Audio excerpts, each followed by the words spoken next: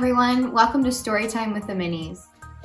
Today's story is Journey, the Story of a Therapy Horse. On a starry night in a country backyard, a colt was born. A little girl watched as his mother licked him clean. Then, as foals must, he struggled to stand. He fell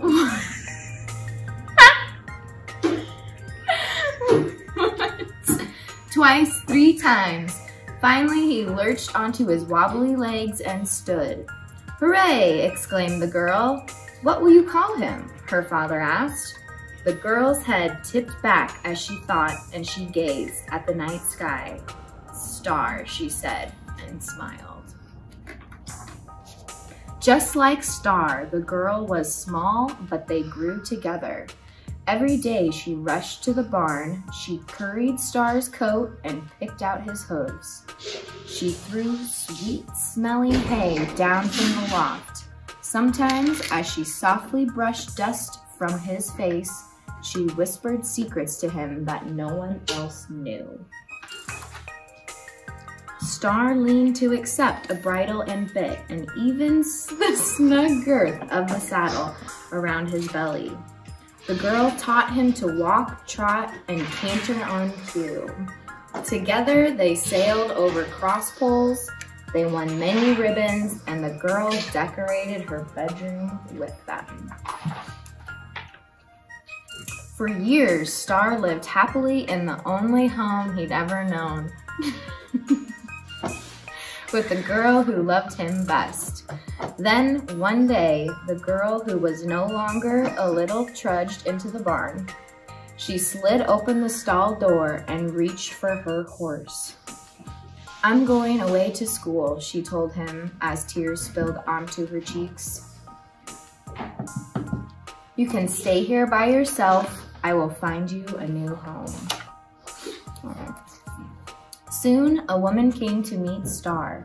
She ran her hands down his legs and studied him from every angle.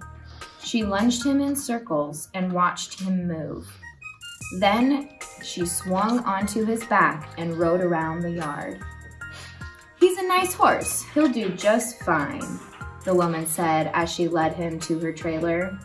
With her ears pricked and nostrils flared, Star climbed up the ramp, then the doors clanged shut and the trailer bumped down the drive. At his new home, Star did not compete in shows and no one called him Star. The lesson barn already owned a horse by that name, so he was called Scout instead. Interesting, we have a horse named Scout. Every day, girls and boys came to learn how to ride.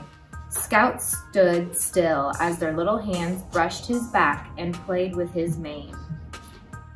But Scout didn't like the lessons. His riders were unsteady, some were afraid even.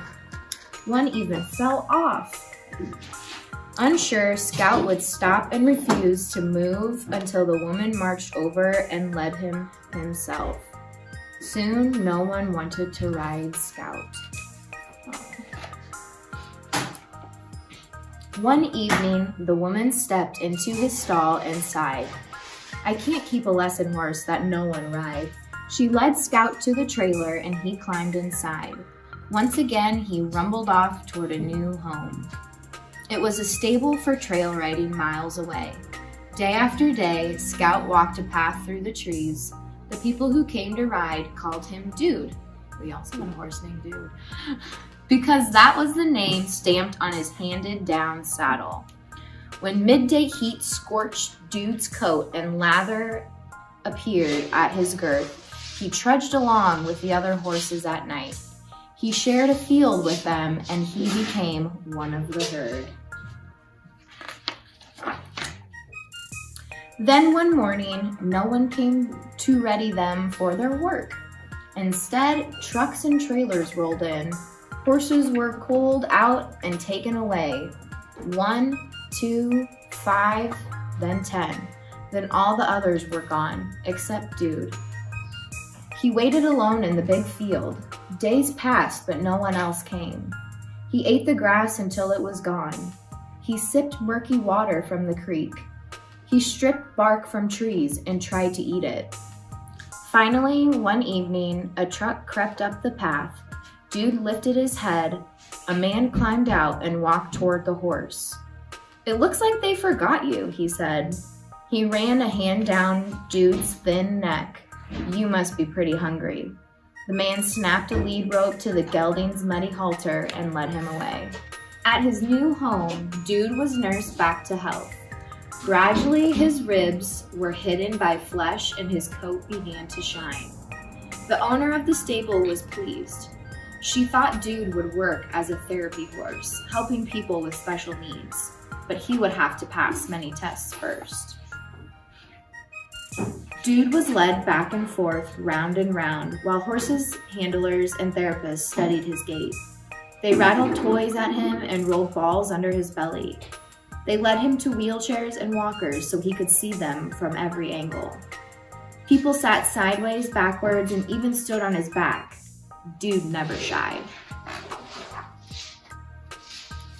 "He's smart and sound and just the right size," the stable manager told the owner. They agreed he would stay. "What will we call him?" she asked. The man stepped back to study the horse. "He's walked many trails," he said. "Let's call him Journey."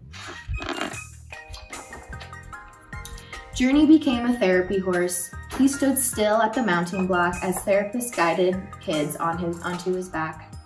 Their muscles were strengthened as they reached for his ears and played games on the move. Helpers walked on either side of Journey to keep the kids safe as they balanced above him with their arms stretched wide. Soon sitting tall and walking up the ramp became easier for his riders. They did things they'd never been able to do, and Journey was there beneath them, warm and steady.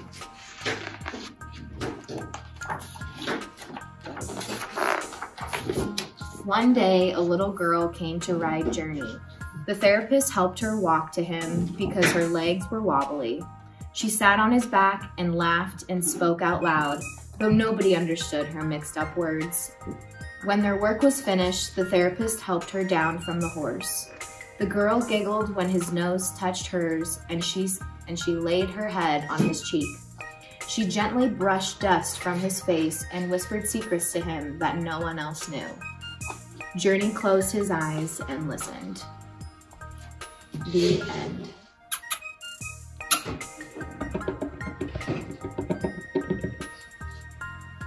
Thank you. I hope you enjoyed Journey, A Story of a Therapy Horse. We'll see you next time.